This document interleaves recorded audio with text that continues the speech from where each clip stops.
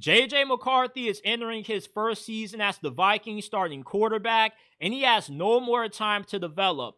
The Minnesota Vikings are in win now mode. They have went all in. They capitalize off having JJ McCarthy on a rookie deal. And JJ McCarthy is in the prime situation that everybody says a young quarterback needs to be in to succeed in the NFL. He has an elite offensive-minded head coach and Kevin O'Connell, an elite supporting cast throwing the Jay Jettas, one of the best receivers in NFL history, an elite offensive line with a really good run game, and an elite defense to back him up.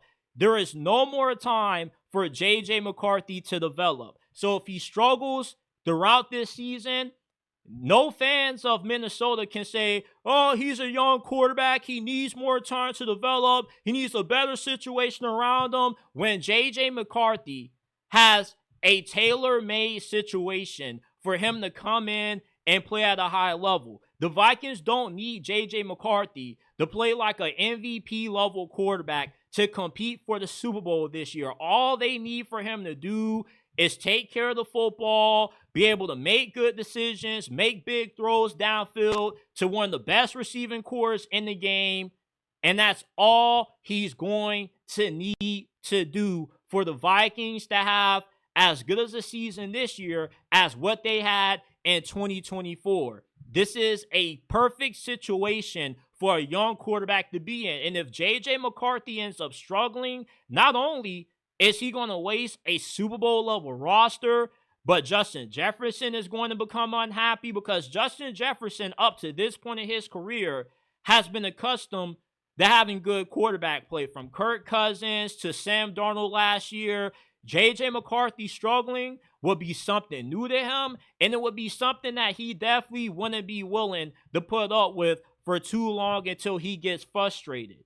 You see what fans get misconstrued is that they think just because the team has a young quarterback, the rest of the team is just going to be okay with him not playing good football. When if you were on that field, you want to be thinking, oh, I got a young quarterback. I got to be a little bit more patient. No, they want to be able to make plays, and some of these guys have to make plays so they can get a bigger bag. So if JJ McCarthy isn't good and he ends up struggling, then he ends up messing up bags for people. He ends up holding back a championship team, and he risks putting the Minnesota Vikings in a bind where the defense has to carry the team throughout the season, which they definitely could do. But the more that you ask your defense to do, the more you increase the wear and tear on them throughout the season, to when eventually you get to the final month in December when you're trying to make a playoff push and the defense is tired because they've had to carry an incompetent offense due to incompetent quarterback play,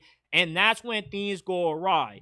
And Minnesota could easily find themselves from being in contention for the NFC North title last year to being in last place in this division if JJ McCarthy doesn't play good football, because every other team in the NFC North has a good quarterback. Caleb Williams should look very good this year under Ben Johnson. The Detroit Lions have Jared Goff. The Green Bay Packers have Jordan Love. There is no room for struggling quarterback play out of JJ McCarthy, because the Vikings could easily go from being one of the best teams in the league to one of the worst teams in the league within the span of one offseason. And then if JJ McCarthy starts to struggle, despite being in a great situation, then you start having the rumblings of him maybe being a bust. Because when the Vikings took him 10th overall, many folks viewed it as a reach due to JJ McCarthy not really being asked to do much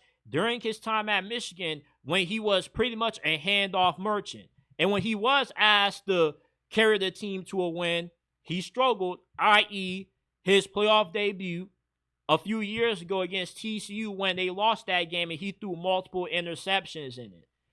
The Vikings have a lot riding on JJ McCarthy this year, to where if he struggles and he's not good at all, there isn't no excuses because he's not in a great situation, because he is. There isn't no he's not getting good coaching, because this is the same coach that led Sam Darnold to the best season of his career and had him playing MVP football.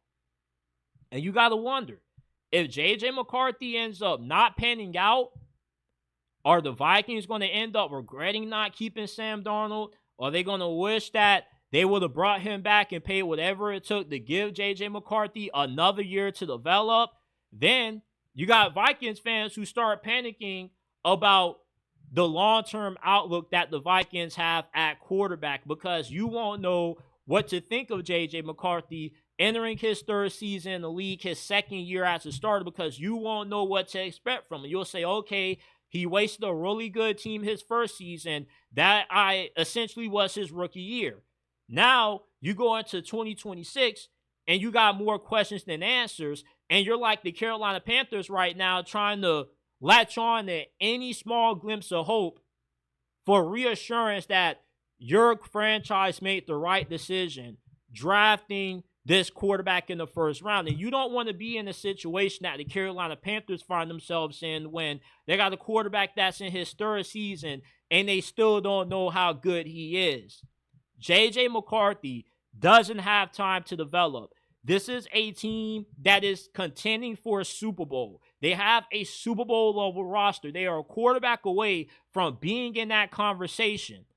And sometimes going into a great situation like this can be the detriment of a young quarterback's development, because the franchise that they go to that's built to win expects too much too early, and the expectations, the pressure ends up being too much for them. And then you'll have folks saying, well, we got to be more patient with quarterbacks. We got to learn how to give quarterbacks 3-4 years to develop. Waiting 3-4 years for a guy to develop kind of defeats the purpose of taking advantage of a rookie quarterback like JJ McCarthy on the cheap contract, because the Minnesota Vikings feel like their window is now. Their time is now to strike and win a Super Bowl while they're able to build such a great team around JJ McCarthy, because they're paying him pennies and nickels compared to what some of the best quarterbacks in this league are getting paid.